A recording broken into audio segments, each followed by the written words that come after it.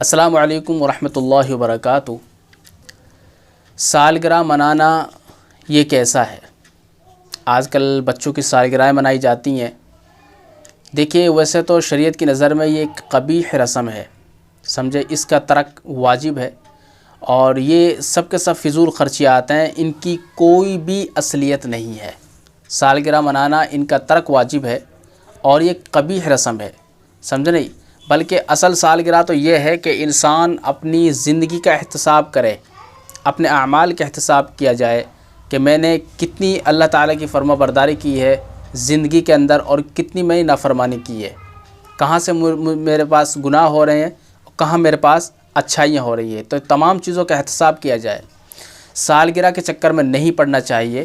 یہ سالگرہ ایک قبیح رسم ہے اور اس کا ترک واجب ہے، اس کا چھوڑنا واجب ہے، سمجھ رہے ہو نہیں؟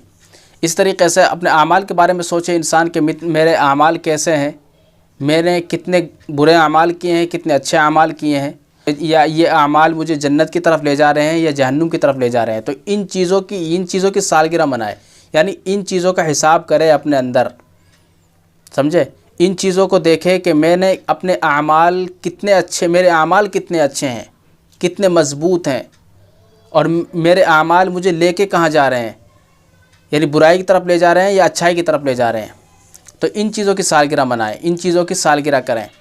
سالگرہ یہ یہود و نصارہ کا ایک بنایا ہوا سسٹم ہے، یعنی وہ ان کی دیکھا دیکھی مسلمانوں نے بھی اس کام کو شروع کر دیا، سالگرہیں مناتے ہیں، جبکہ اللہ کے نبی صلی اللہ علیہ وسلم آپ کا فرمان ہے کہ من تشبہ بقوم فہو منہم، یعنی جس کی مشابہت اختیار کرے گا اس کا شمار انہی میں سے ہوگا، سمجھ رہے ہو؟ آج کل لوگ دیکھا دیکھی کام کرتے ہیں، آج کل جو فیشن چلتا ہے نا، فیشن یعنی دیکھا دیکھی، یعنی فلاں کا فیشن ایسا ہے، فلاں ہیرو کا فیشن ایسا ہے، فلاں، تو یہ تمام چیزیں دیکھا دیکھی ہو رہی ہیں۔